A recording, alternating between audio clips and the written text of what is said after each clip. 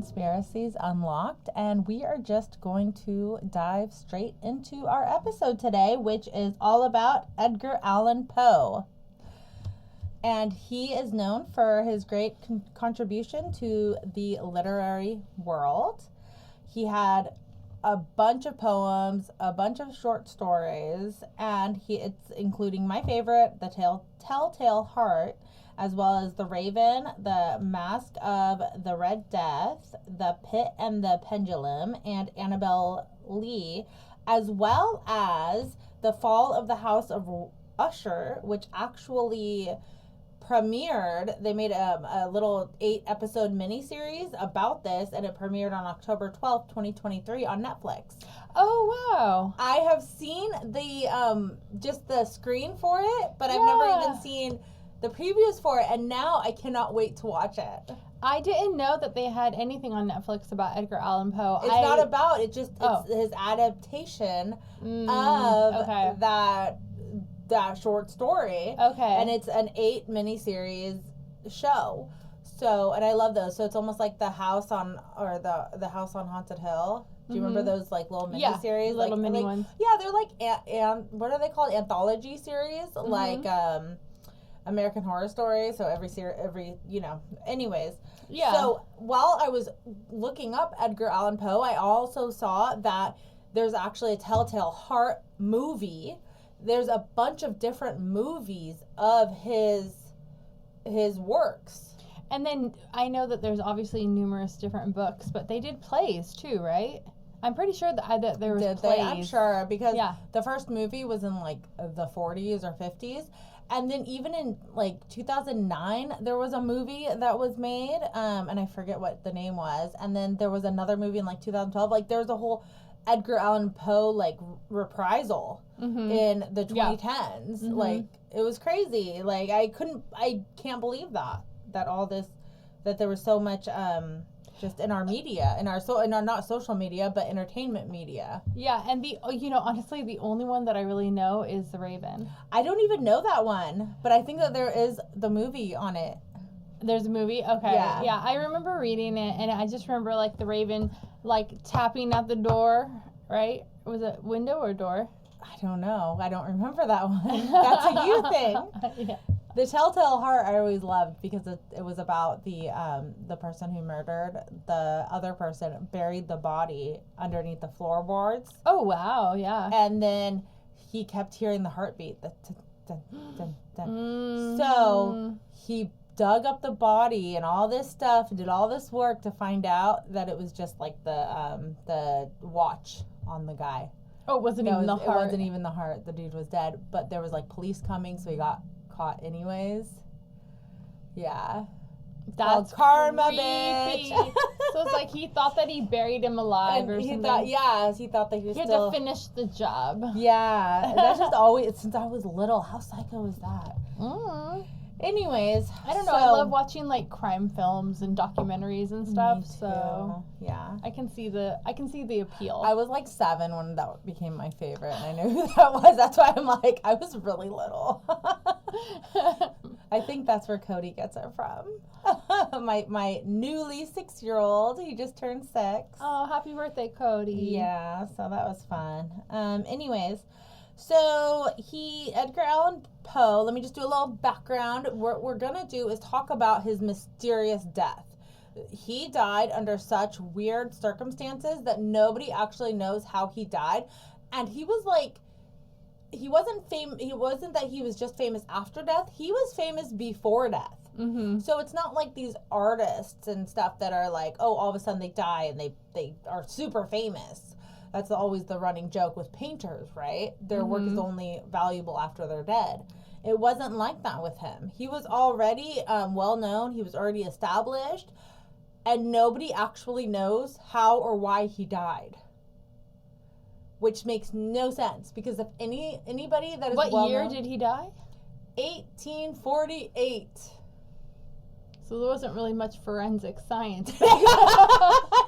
No, there wasn't much of anything, as we'll find out. So let's just get into his life a little bit. A quick little bio. I'll tell you one thing, it won't be a quick little bio.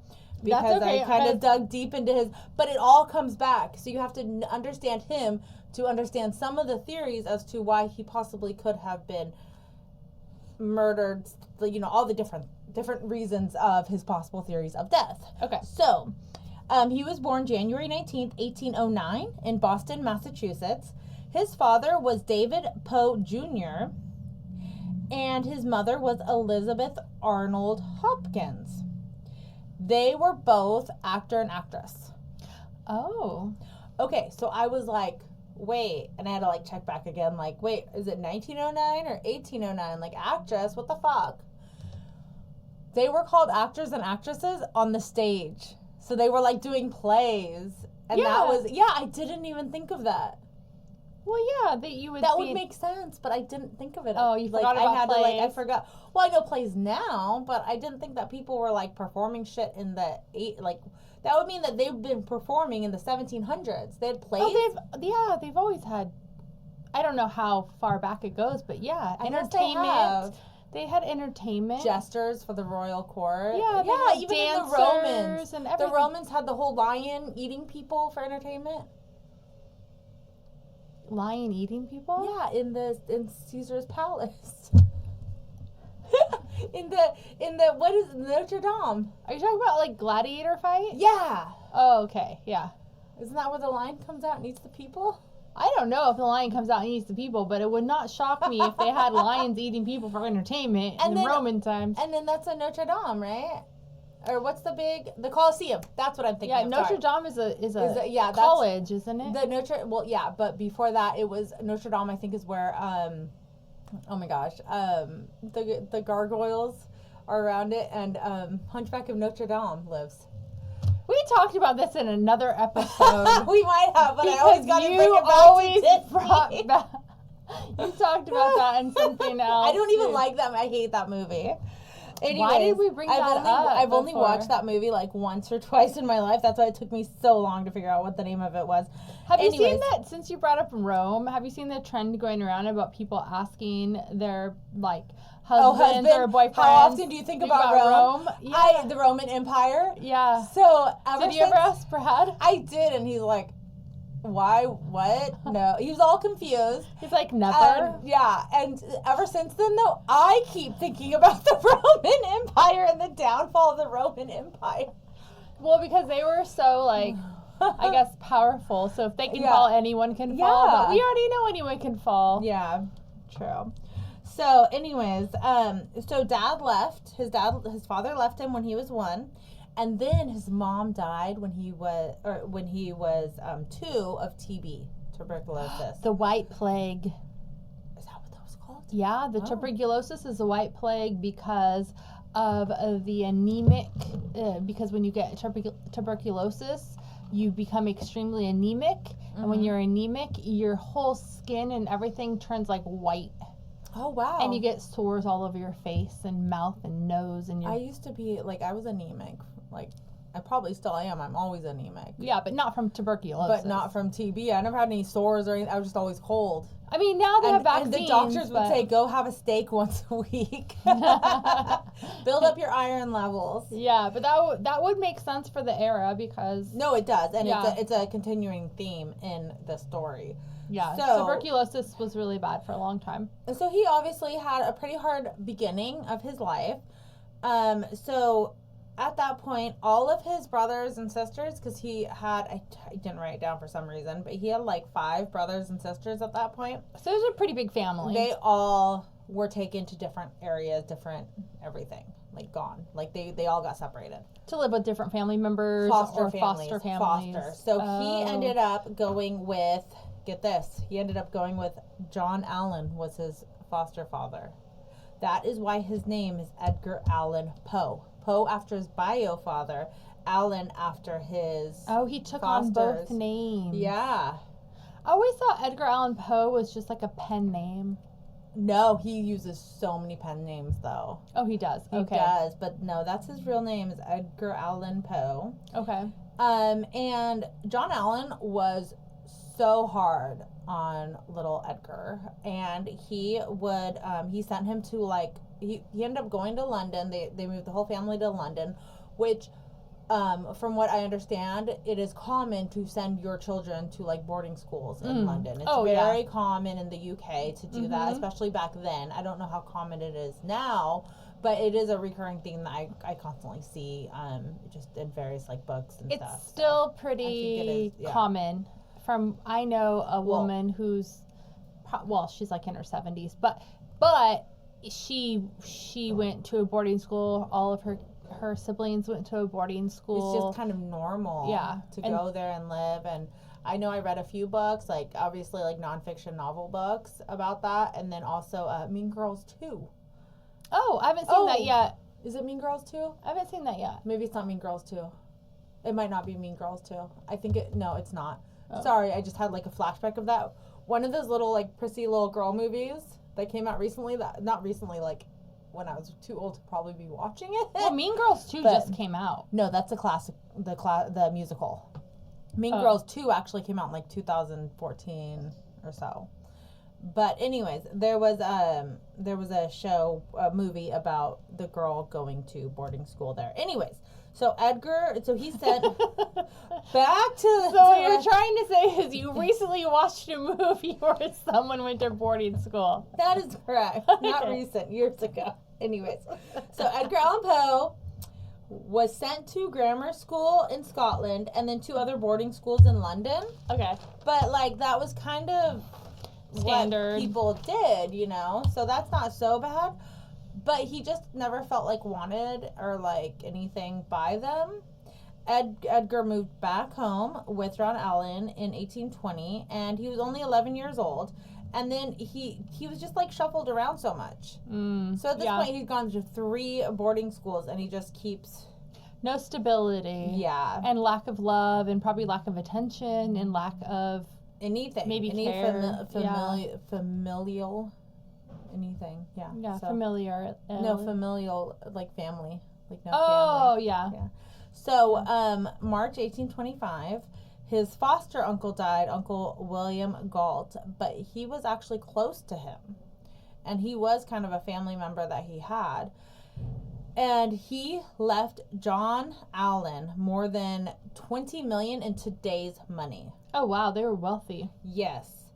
At this time, Sarah Elmira Royster was his girlfriend, his little like high school girlfriend. Okay.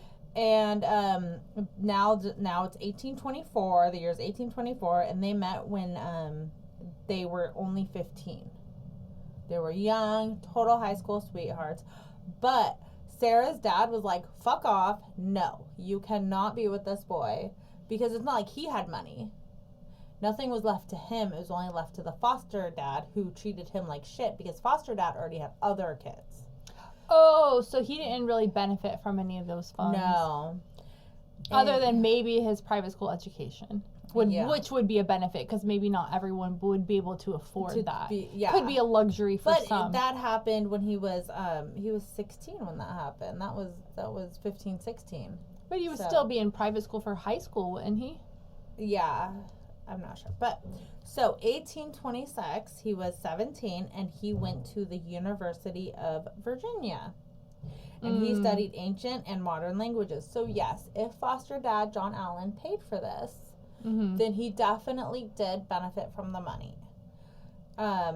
At least for education, that's good. Yeah. Yes, because I'm sure that a lot of people wouldn't be able to afford university. I mean, even now, people can't afford university. I can't afford university. Oh, but wait a minute. This is Europe. Don't they have free university? No, because now they're back in America. University of Virginia. Oh, Virginia. Okay. Yeah, they move around a lot, so there was no stability for him. Okay.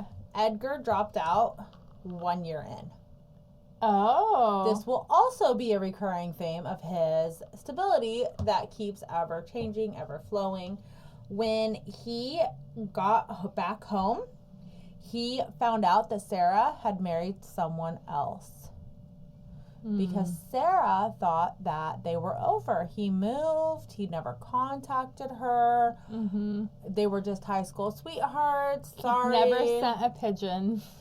Well, found out that her dad, who was having none of it, was hiding letters. He wrote her all the time. Oh, that's like in The Notebook. I know. That's so sad. Isn't that shitty? Yeah. So, April 1827, he went to Boston and he became a newspaper writer. So this is what he likes. This is his deal. He likes to write. But he used a fake name.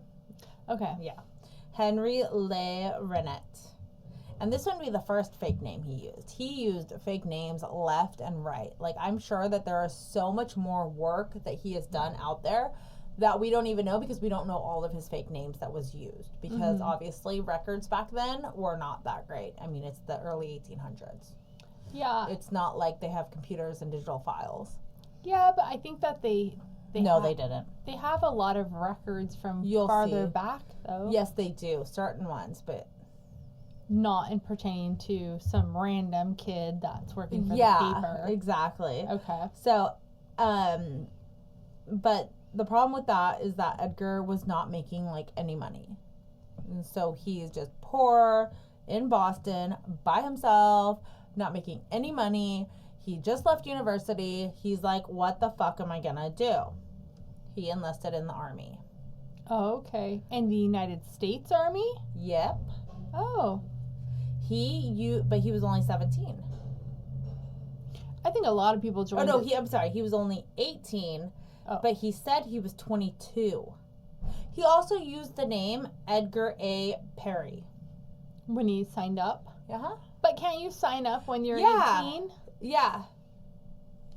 So I don't know why. Maybe back then you couldn't, or maybe for what he wanted to do, you couldn't.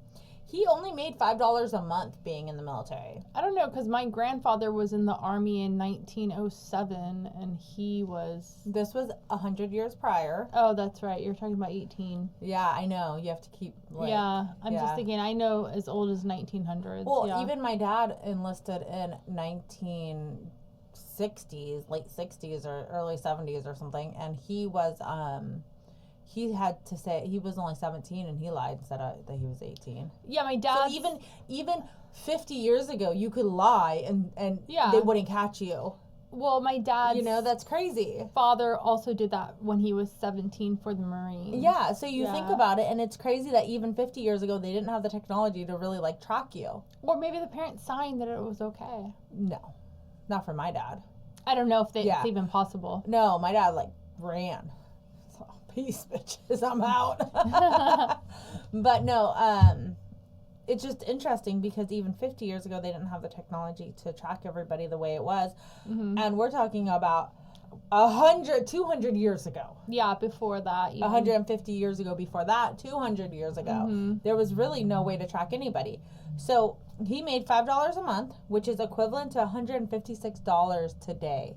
But I've seen pictures of soldiers, too, that were like 12, 13. Like, you could see that, like, they're very, very young. Yeah, I don't think they give a shit. Yeah, they didn't just care. You say that you're 22, perfect, bye. Yeah. Like, that's fine. Yeah. Yeah. So, anyways, he was serving at Fort Independence in Boston Harbor. Wait, hold on a second. I'm sorry. I interrupted you. You did. How much did you say he made? Exactly. Yeah, say that again. $5 a month. A month? Which is equivalent to $156 today, which doesn't seem right. I mean, maybe bread was like a penny or something. Yeah, I'm not sure. So, he was serving at Fort Independence, which is in Boston Harbor, when he released his first book.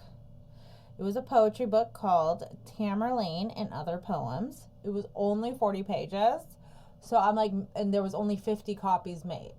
So what I'm thinking is that maybe he just had kind of like pamphlets made, like soft cover, not a real like hardbind book, right? No, probably not. That's like equivalent of like selling your mixtape out of the back of your car, your truck. Yeah, or giving them away. Yeah. So instead of using his real name, though, once again, he used how do you say the word? A pen name? No, a pseudonym. P-S-E. I can spell it. I can't say it. P-S-Y-E-U-D. Synonym? No. Anyways. Wait, I don't know. Pseudo. Yeah, pseudonym. A pseudonym. A pseudonym. It's short for a pseudonym. I can't say S's. I have a speech impediment. No, but it's PS. That's what's fucking with me. But it sounds like an S. Yeah, the P is silent, like in Psycho. Yeah. All right. Anyways, so instead of using his name, he said that he said where the author's name would go. It was said written by a Bostonian. That was it. There was no like author. There was nothing. He did really well in the military. He moved up the military ranks and ended up in the highest rank that a non-commissioned officer could achieve. Wow. So he was just going up the ranks, doing great. I think he would have made more than $5 a month then.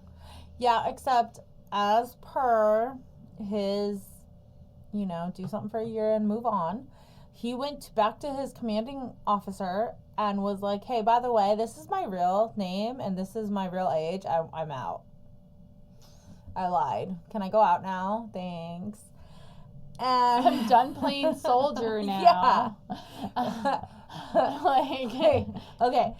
And his commanding officer, so he just told his commanding officer, like, he just everything. He outed himself. Yeah. And his commanding officer would only allow Edgar to leave if he reconciled with his foster father. Remember, this is 200 years ago.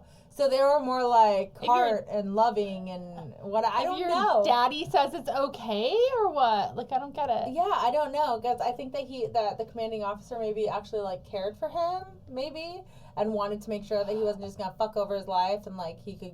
He didn't have a place to go, and he knew that his foster dad had millions, so he's like, make it right with him. Yeah. So the foster father, he kept writing his John Allan, and John Allan kept ignoring Edgar. Even when his foster mother was sick and died, John Allan never told him.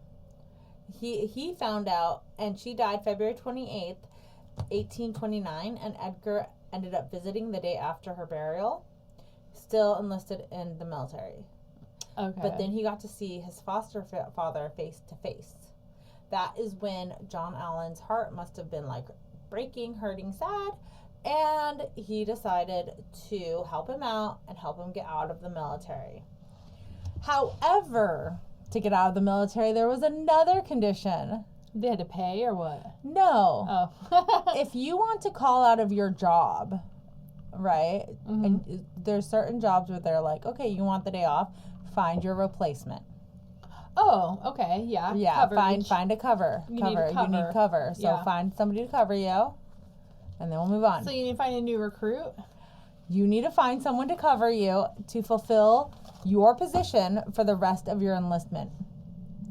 That would be really hard. Isn't that crazy? Isn't that fucking wild? Like, what the fuck? That would be really difficult to find someone who wanted to enlist. And then what if he had like at least 3 years left? Yeah. I don't know how long his agreement Isn't that was. so fucking weird? So nowadays they probably just throw you in jail. Yes. And be like, you're AWOL. Yeah. Go to the brig or go to the whatever. You would, yes. Yeah, but I remember 200 years ago, shit was done different. Well, in the Army, they don't have a brig, right? They have something else. The brig is like in the Navy, I think. I don't fucking know. I thought that was just all military police. I don't know the all military terminology. jail was the brig. I don't know, but the brig does seem like a because we Marine both knew thing. Navy things. Marine, yeah, Marine. This Anyways. is Army. Yeah, got nothing. So, he found someone, and he found someone? He did. He's like enlisting his little cousin. He's like, okay, this is going to be good for you. His little cousin comes into play later, much worse. Oh, there is a little cousin? His little cousins come into play later. So, but you have to think that he also had to find someone that was rank enough to take his place. So then that person, he ranked up. Yeah, so he would have to like go down and be like, hey, do you want to take my place? And then that person would be like, hey, you want to take my place? And then that person would be like, hey, do you want to take my place? Oh, yeah. Yeah, you think about it. It's a tassel. So he was finally discharged April 15th, 1829. Then in September, he got like just this fantastic review from a very influential poetry critic named John Neal. So this like critic is coming out being like, hey, your work is great. I like your work, and giving it like 5 stars, right? So now he's like, dude, maybe I should be a writer. So then he wrote a second book. And it was Al Arif, Tamerlane, and Minor Poems. So Tamerlane comes again, and I'm not sure what Tamerlane is, but it just keeps coming up. October 1830, his foster father, John Allan, married his second wife, who did not like the previous kids, especially Edgar. It's so weird to me that he would marry someone who does not like his children. I don't think he didn't know then until after they were married, and then she was like, bye. So he was once again like just disowned and poo-pooed from his family. Oh, she left him? She made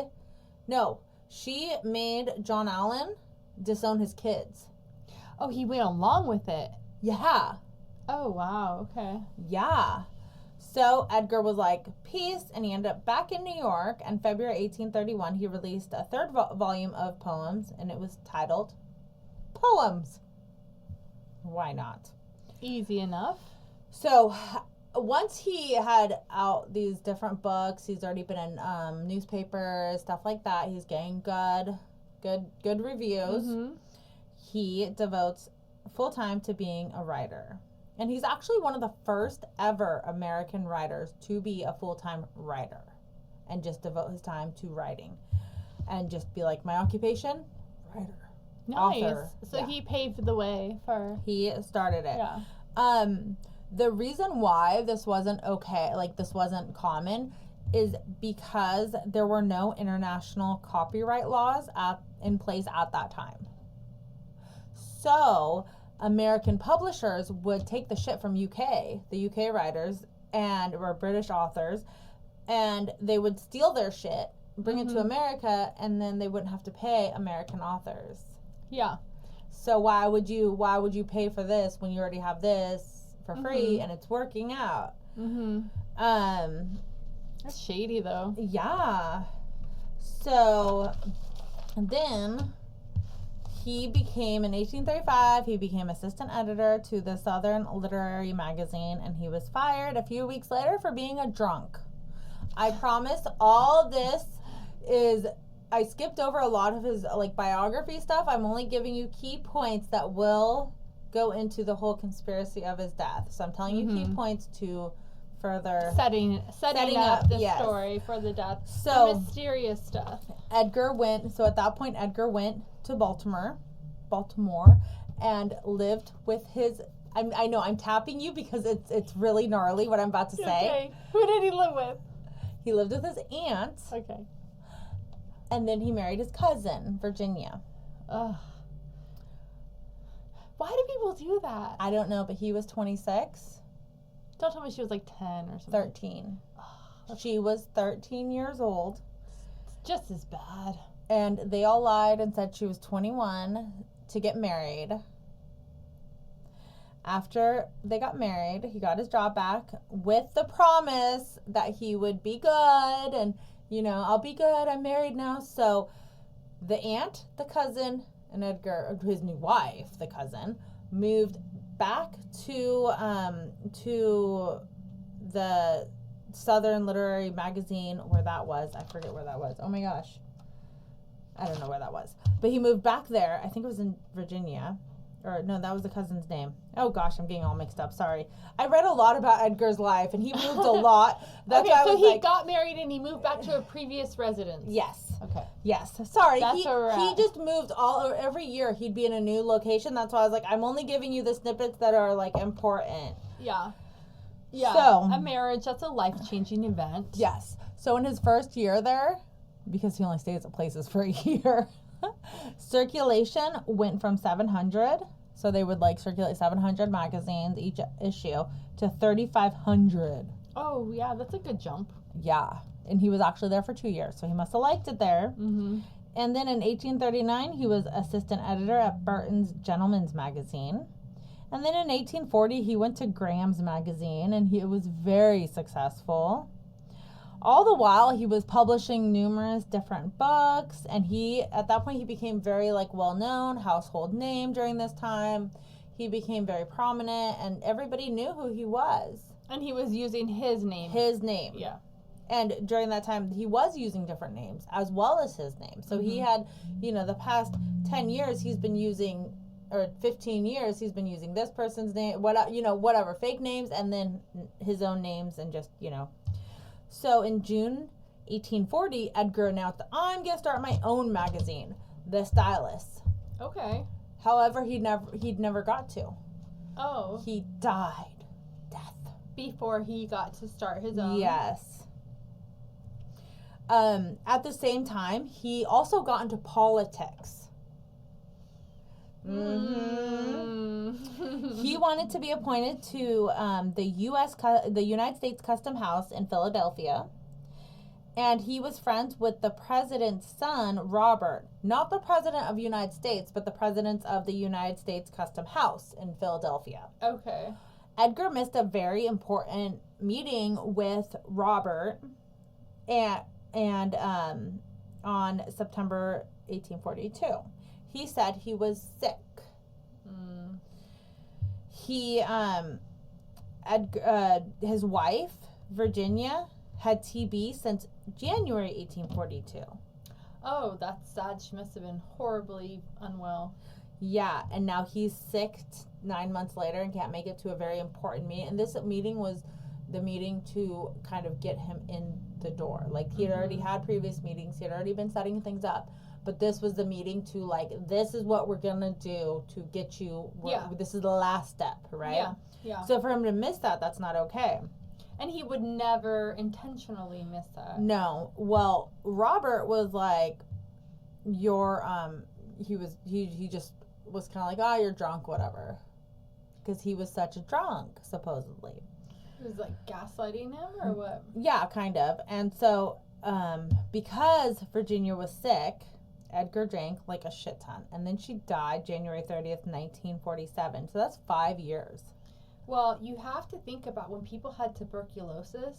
That's 5 years of suffering. It was a horrible death. For 5 years? If you look at the images of people who had tuberculosis back then, now it's different unless you live, like, as long as you live in a developed country that has vaccines and, and I'm not, like, for vaccines for everything or whatever, but, like, if you can get a vaccine for TB, like, you don't want to die at the White Death, the White Plague.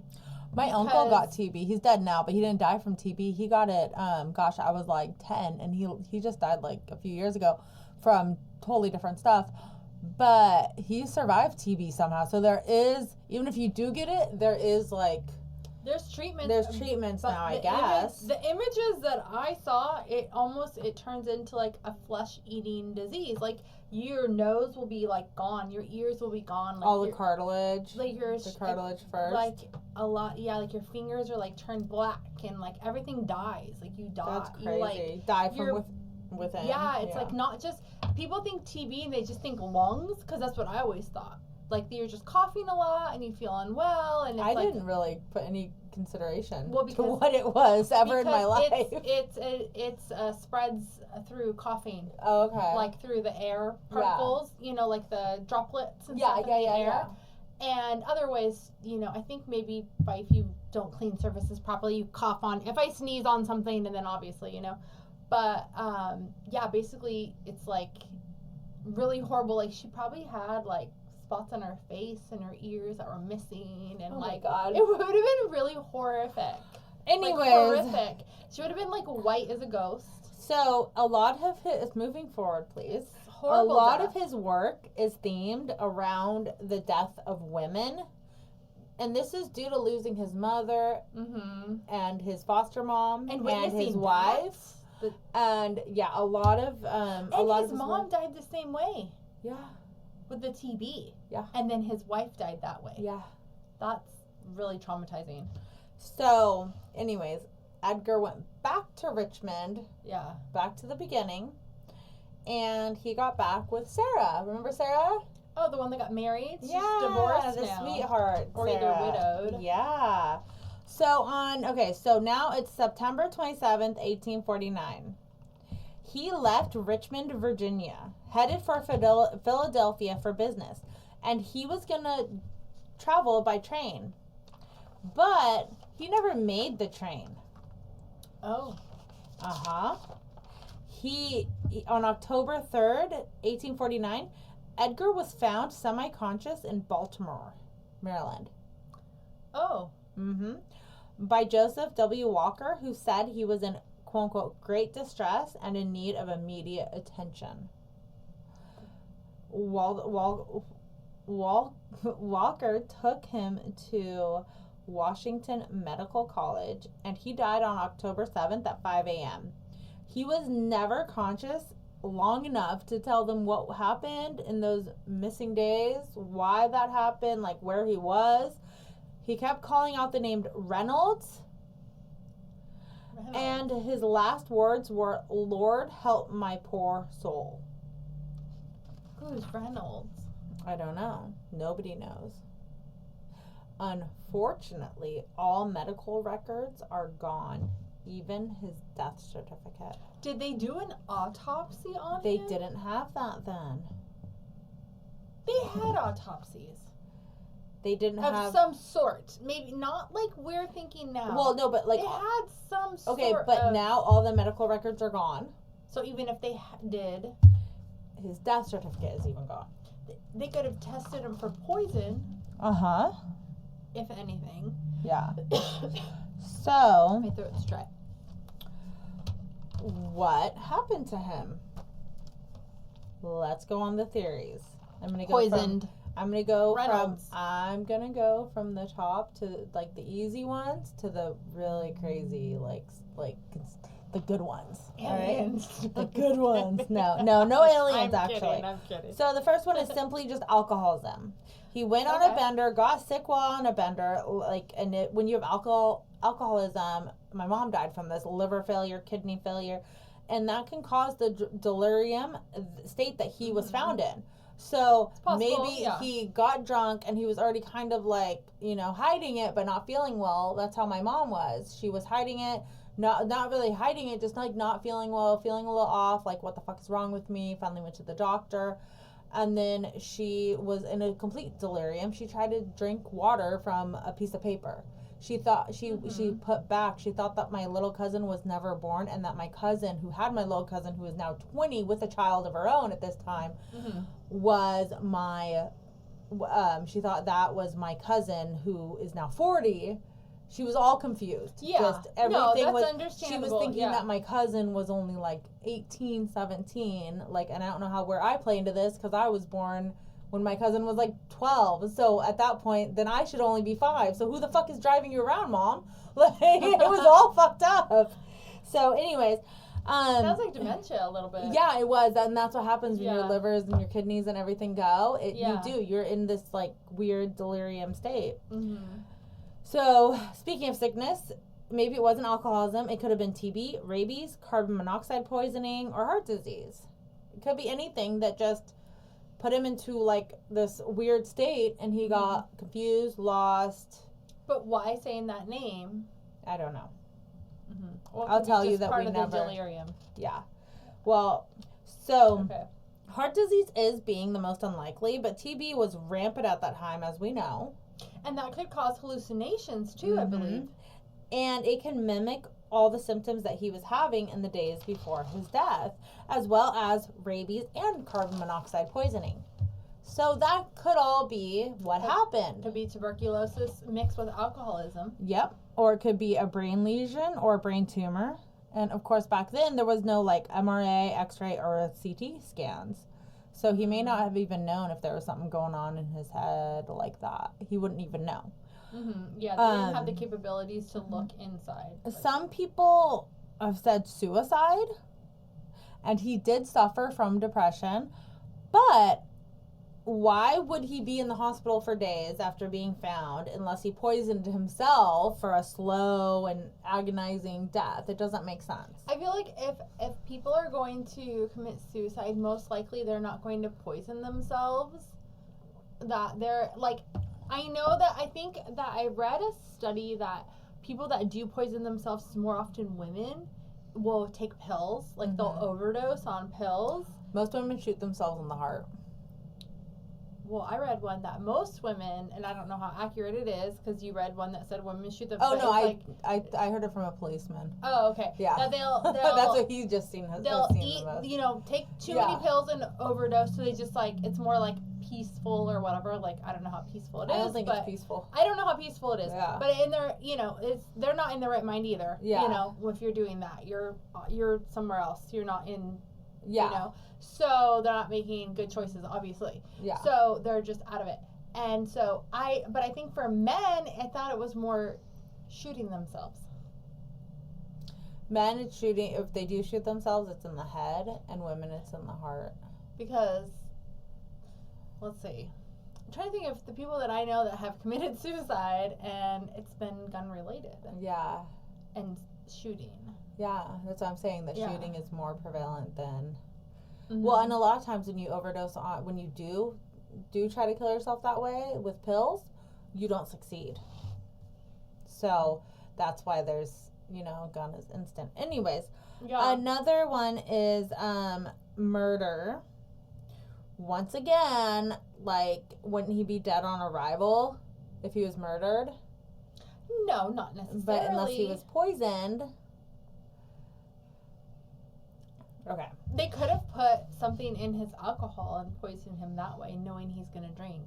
Because they used to do that, like, in, like, the medieval times. They would put it in, like, the wine. They did that in Coco. Well, they did that always. But I just remember... In the Disney movie Coco. Yeah. Oh, Hector was poisoned. Mm-hmm. I just remember they would put it in the wine, so, like, for the royals, they would be like, are you going to drink? Like, and that's why they would cheers. Like, here, you take mine and I'll take yours. Well, do you know why they cheers? The reason why they cheers, and that's been so long, is because when you cheers beers, all the beers spill on each other. So then that way, if there's poison in any of them, you're all poisoned. So that's why you cheers together, and that's why all the liquid is moving everywhere. So then that way you're like, well, there you go. You poison me, you're going down. You're dead too. And if you won't cheers, then I'm not drinking with you. Or if you're like super elite, then you have people that taste things for you first. Yeah. And then they die because they took a sip first, and then you know it's okay. So this is the most compelling, fun theory that I saved for last. Mm-hmm. Cooping. This theory started in 1872, so a few years after he died, like a few decades after he died. But what is cooping? I'll tell you what cooping is. I have no idea what cooping is. Cooping was how politicians rigged the elections in the 1800s. It was very, very popular in Baltimore, where he was found. It was super popular. What is it? It is when people would be kidnapped, drugged, and then taken to a holding type cell. Oh. So it was like a chicken coop, which is where it got the name cooping. Yeah. When you're cooped up. Yes. And when it was time for the election, they would then take the victims to vote multiple times for whichever candidate. Election fraud? Yes. Now they just bring illegals in. But because it was back then. Oh, they're cooping. A different way. Exactly. So election fraud has been going on for years. Wow. For centuries. Victims were given alcohol and drugs to keep them in a delirium. They were also threatened if they put up a fight to be hurt or whatever. And Edgar may have been found after enduring a week of cooping. And they would not only just take them to one voting poll, they would booth or whatever, they would just parade them around everywhere. Now they give them an apartment and a stipend and a job, right? No, but back then they would keep them all together, and then they would like take them and they would keep them all drugged up and whatever, and then they would take them to each place, and if they went out of line, they would beat them, all this shit, right? So, maybe he was overdosing and in a delirium. But due to the cooping. Isn't that fucking insane? Actually, election fraud. Okay, if he's already an alcoholic, it would be easy to like get him like, come on, let's go, and like, what if they all went to a bar together and they're all like, woo, having fun, and the next then thing they you know, take them all, round them all up, round them up and then when they're all out of it, and next thing you know, he could have just fallen in line with that. yeah, Isn't that thinking crazy? that if I comply and I do this, I'll be let go eventually or whatever, not murdered. Yeah. Isn't that insane? Yeah, that is definitely insane. And yeah, like, I wouldn't put it past any politician, really. Yeah, no, I can't either. That's so crazy that... The only other thing would just be simple alcoholism. I mean, the guy was a drunk. Yeah. That would make allegedly. sense. I don't know. And I would assume that he was pretty, like, quote-unquote, cooped up. No pun intended. Just being with his wife who was dying. Or tuberculosis. Yeah. Tuberculosis is probably, actually, now that I think more about it, maybe the top one, honestly. Because what I researched, I had to research. God, who cares? Let's talk about cooping more. How crazy is that they did that to rig the election? So do you know what that means? That means that that our entire political system, if they were doing that then, they'd been doing it for years. Our entire political system America is based off of a lie and not what the people want. I don't doubt that he probably was cooped up, but I think he had TB during it too. Probably. I think it was a combination. All sorts of shit. Alcoholism, TB, and cooping. Do you understand the America that we know, if it had actually been voted on by the people, for the people, it would not be the America we know now? Because every elected official, not every elected, but there have been several elected officials due to cooping and people voting wrong.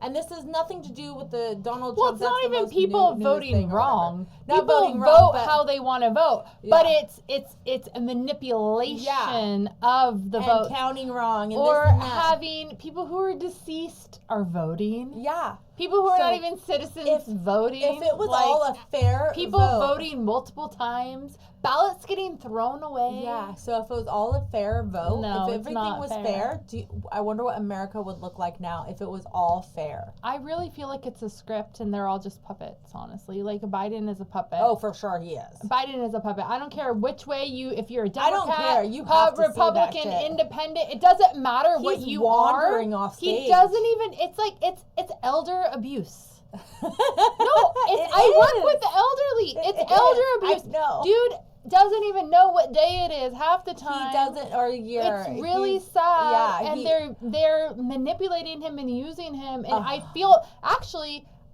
bad for the guy. If anything, like he's somebody's son. He's a human being. Like, I'm not saying like what he's done is great or bad, whatever. I don't care about that. I'm just saying that, like, I feel bad for him as a senior. It's sad to see them do that to him because it's not right. 100%. It's not right. No, like 100%. He is a puppet. Mm-hmm. And he's just a really bad puppet. Because if everyone is a puppet, he's really sucking at his job. The thing is he has dementia. I'm something, convinced he doesn't even know really what's going on. No, and it's so that's shitty. That's my 2 cents on it. Yeah, so there that is. Yay.